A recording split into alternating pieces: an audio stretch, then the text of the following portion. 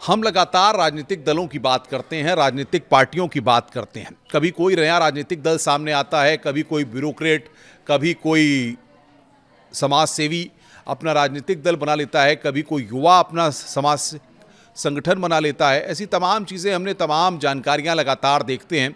और जिस तरीके से कॉकरोच जनता पार्टी को हमने देखा, उसके बाद एक बार फिर एक नया दौर निकल करके सामने आया है। जिस तरीके से युवाओं को टारगेट करके, जिस तरीके से जेनजी या तमाम जो युवा वर्ग के मतदाता हैं उनको अपने पाले में लाने के लिए लगातार कोशिशें की जाती हैं। ऐसे में सबसे बड़ी बात यह है कि सुप्रीम कोर्ट के रिटायर्ड जज भी अब इसमें पीछे नहीं है। पूर्व सुप्रीम कोर्ट के जज मार्कंडे काटजू ने इश्क करो पार्टी नाम से एक नई राजनीतिक पहल की घोषणा की है। अब आप समझिए कि जो नई पार्टी फॉर्मेशन होती है उसके अपने मानक होते हैं, तमाम चीज़ें होते हैं। अभी यहाँ पर इनको उसके लिए अनुमति मिली है या नहीं मिली है, ये सारी चीज़ें हैं। लेकिन काटजू साहब क्योंकि काफ़ी चर्चित सुप्रीम कोर्ट के जज रहे हैं, कई फैसले उनके लगातार चर्चा में आते रहे हैं, ऐसे में सुप्रीम कोर्ट के पूर्व जज ने इश्क करो पार्टी, बोले प्यार करो लड़ाई नहीं, ये एक संदेश देने की यहाँ पर कोशिश कर रहे हैं वो इस पार्टी के जरिए कि प्यार करो लड़ाई करो, मतभेद करने की ज़रूरत नहीं है। तो सुप्रीम कोर्ट के जज काटजू साहब आखिर इस पार्टी को बना करके इसका नाम उन्होंने इश्क करो पार्टी रखा है। कुछ बातें इसकी बड़ी महत्वपूर्ण है, मैं आपको बताना चाहूँगा। उन्होंने राजनीतिक पहल की अपनी ये घोषणा करते हुए इस बात को कहा है कि युवाओं से जुड़ने की अपील करते हुए make love not for war का संदेश दिया है, यानी कि आप प्यार करिए लड़ाई मत करिए, ये संदेश सुप्रीम कोर्ट के पूर्व जज दे रहे हैं। और वो भी पार्टी का नाम इस तरीके का रखा गया है कि इश्क करो पार्टी।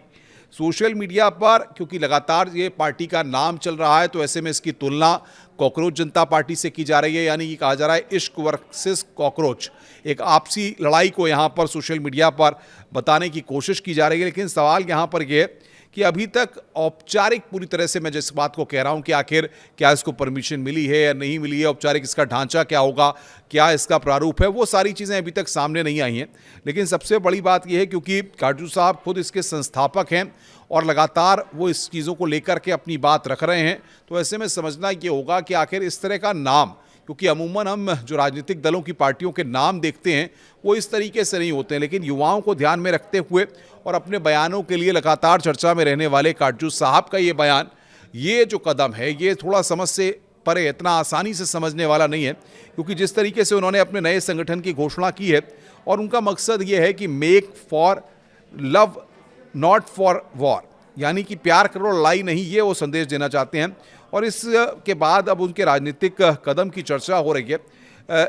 लोग इश्क करो पार्टी से जुड़ना चाहते हैं, उन्होंने बताया कि वो ईमेल कर सकते हैं, उसके लिए सोशल मीडिया प्लेटफॉर्म से जुड़ सकते हैं।